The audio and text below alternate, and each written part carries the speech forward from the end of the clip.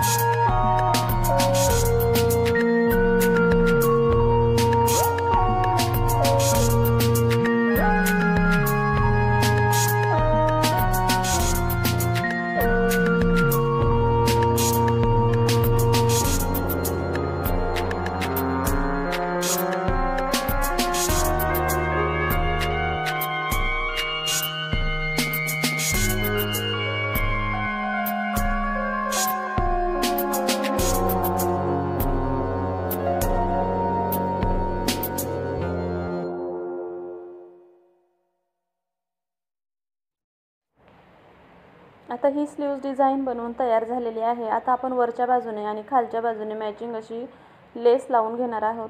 इथे मी लेस लावून घेते, वरचा जो पॅच बनवला आहे त्याला, आणि खालच्या बाजूनही लेस लावून घेणार आहे. पाहू शकता अशा पद्धतीने ही लेस पूर्ण स्लीव्जला लावून घ्यायची आहे. व्हिडिओ शेवटपर्यंत पाहिल्याबद्दल खूप खूप धन्यवाद आणि सर्वांना श्री स्वामी समर्थ.